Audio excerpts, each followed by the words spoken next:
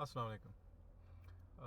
आज भी मौजूद कलाम हैं इमरान खान साहब। मौजूद कलाम आजकल इसलिए वही रहते हैं कि अगर पाकिस्तान की या पाकिस्तान की पॉलिटिक्स की बात की जाए तो he is the most relevant person. तो उनकी स्ट्रेंथ्स का तो पता है जो उन्होंने सही काम किए हैं। सबसे बड़ा सही काम तो यही है कि उन्होंने पाकिस्तान की सियासत में एक नया तर्ज अमल लाए हैं।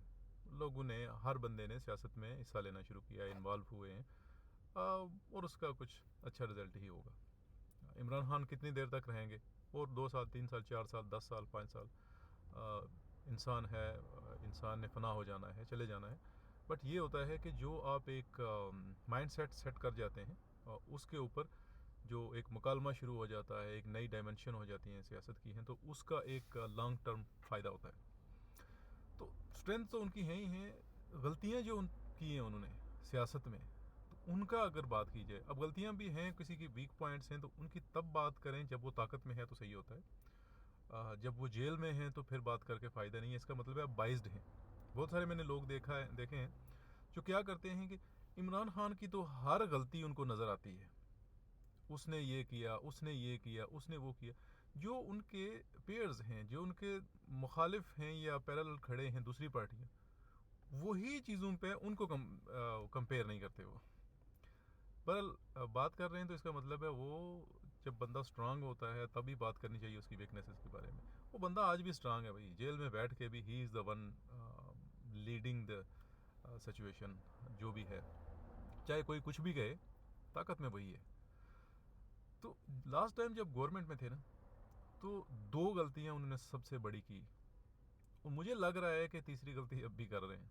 शायद सिचुएशन से वो सीख जाएं।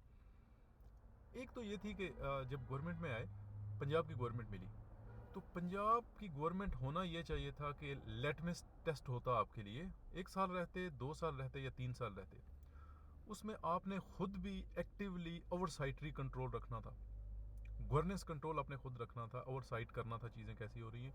और वहाँ पे एक ऐसी टीम तश्कील देनी थी जिसका आप जो है ना, प्रेजेंट कर सकें लोगों को कि देखें ये सबसे बड़े सूबे में हमने कर दिखाया है साल या 2 साल में, और इसी तरह हम पूरे कंट्री में भी करेंगे। वफाक भी आपके पास था, सूबा भी आपके पास था।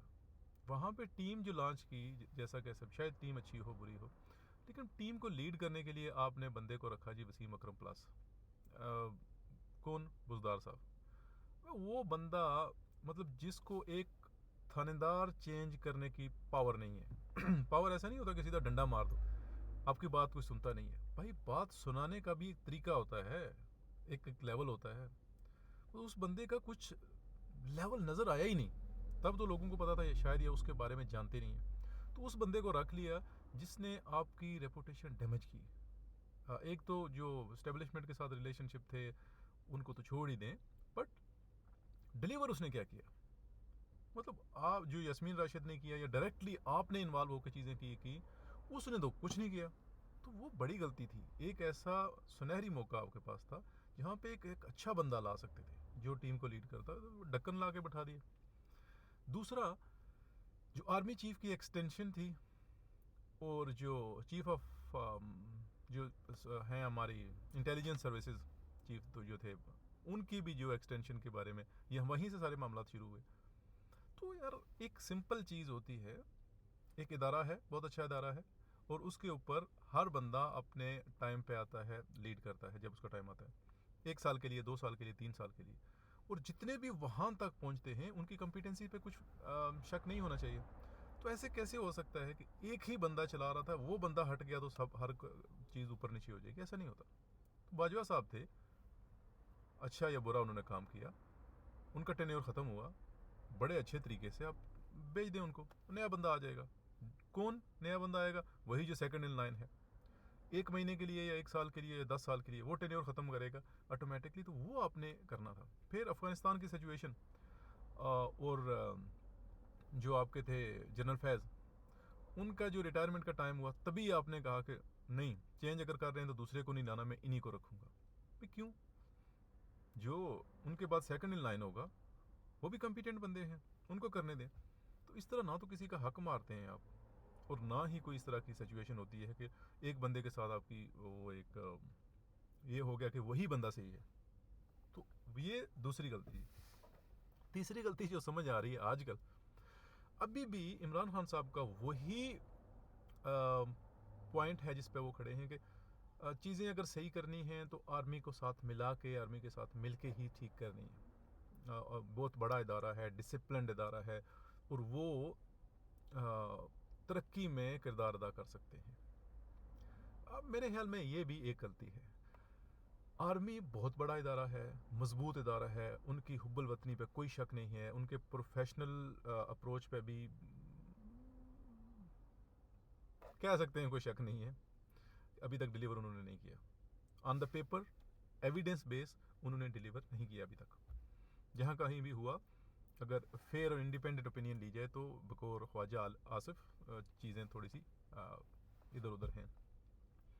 अब वो आपकी इकोनॉमी ठीक करने के लिए अगर आप कह रहे हैं कि वो इदारा किरदार अदा करेगा, तो देन यू आर रॉन्ग। क्यों भाई? उनका अपना काम है, और वो बहुत ज़्यादा काम है और बहुत क्रिटिकल काम है, उनको वो करने दें। उनको क्यों इनकरेजमेंट कर रहे हैं कि आपसे हम इकोनॉमी ठीक करवा लेंगे? IMF का मामला हुआ, इमरान खान ने उनको भी घुसाया बीच में कि भाई वो करवा के देंगे, लोगों को मनवाए। क्यों भाई? उनका अपना काम है और बहुत सेंसिटिव और क्रिटिकल काम है जो वो कर रहे हैं, उनको करने दें। और फिर आप ये भी कह रहे हैं कि अभी आने वाले टाइम में दोबारा, मतलब अगर गवर्नेंस का काम करने हैं, ठीक करने हैं या कुछ भी करने हैं, तो वो भी इदारा कंट्रीब्यूट कर सकता है। वाई? कर सकता है, बट क्यों करे या क्यों करवाएं आप? उनका जो काम है प्रोफेशनली उनको वही करने दें। आपने पहले देख लिया, बहुत सारे लोग ये तबसरा करते हैं आजकल सोशल मीडिया में, अगर देखा जाए वैसे भी, कि और हिस्ट्री भी अगर हमारी देखी जाए 1947 से लेके आज तक, तो बहुत सारे मसाइल के जो जड़ नज़र आती है वो यही है। इस्टेब्लिशमेंट, स्पेशली जो मिलिट्री इस्टेब्लिशमेंट है, उनकी इन्वॉल्वमेंट हर चीज़ में। आपकी एयरलाइन कर लें, कौन रिटायर्ड जनरल साहब आके बैठेंगे, रेलवेज़, अवापडा, एम्बेसियाँ जो आपकी बाहर हैं, यानी आपके एम्बेसियाँ जो हैं उनके थ्रू आप फॉरेन रिलेशनशिप की बात करते हैं, हर जगह में आप इन्वॉल्व करवाते हैं और फिर एक्सपेक्ट करते हैं कि उनकी इन्वॉल्वमेंट ना हो। वो क्यों ऐसा कर रहे हैं? तो मेरे ख्याल में दो गलतियाँ वो थी। तीसरी अब हम अगर इमरान खान करने जा रहे हैं तो वो ये है, नहीं होना चाहिए, और वही सोल्यूशन है। हर बंदा अपना काम करे। अब जब एक सियासतदान उठेगा और बताएगा कि मैं कल जाके आर्मी के जो जवान हैं, नए पासिंग आउट परेड हैं, उनको मैं सिखाऊंगा कि परेड कैसे करनी है, उनको मैं सिखाऊंगा कि जो राइफ़ल है ना, उसको खोलना जोड़ना किस तरह ठीक किस तरह करना है, सही जगह पे निशाना कैसे लगाना है, जंग की स्ट्रेटेजी किस तरह बनानी है, आप नहीं कर सकते। इसी तरह आप एक आर्मी प्रोफेशनल जो कि very first day till his end of his tenure, जिन्होंने प्रोफेशनली जंग लड़ने की ट्रेनिंग की है, स्ट्रेटेजी भी वही उन्होंने पढ़ी है, दुश्मन को नीचा कैसे दिखाना है, नाकू चने किस तरह चबवाने हैं, वो उन्होंने ट्रेनिंग की है। अब जब उनको उस माइंडसेट के साथ उठा के आप पब्लिक में आके सर्विंग के लिए बिठाएंगे तो क्या होगा? नाकू चने तो चबवाएंगे आपको, जो चबवा रहे हैं। तो फिर अगर ये अप्रोच है तो फिर ये जहन में रख लें कि गिला नहीं करना। ठीक है? ट्रेंड प्रोफेशनल्स जो इस चीज़ के लिए ट्रेंड हैं कि अपने अपोनेंट को उन्होंने शिकस्त देनी है, दैट इज़ कॉल्ड विनिंग।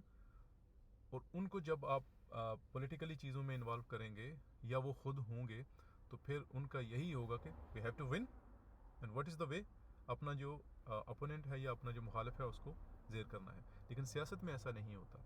सियासत में डायलॉग होता है, आपकी ओपिनियन होती है, लोग उसके ऊपर तनकीद करते हैं, आप तनकीद के बेस पे चीज़ों को करेक्ट करते हैं और फिर आगे चलते हैं। This is how it works.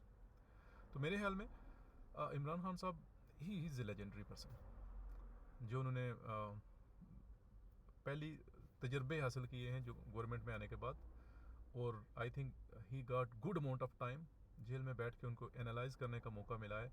And उम्मीद कभी है कि वो आने के बाद उन चीज़ों को रिपीट नहीं करेंगे। इन लोगों के बारे में भी उनका पता चल गया हुआ कौन कितने पानी में है, और एक better Imran Khan with a better team नज़र आएंगे आने वाले दिनों में। एनीवे, मेरी राय है ये। आप अपनी राय रख सकते हैं, और जहाँ पे लगे कि मैं कहीं एक गलत राय कायम कर रहा हूँ, सिचुएशन से हट रहा हूँ, आप कमेंट्स में लिखें, उस पर हम चेंज लाएंगे इंशाल्लाह। देखने का शुक्रिया, थैंक यू वेरी मच।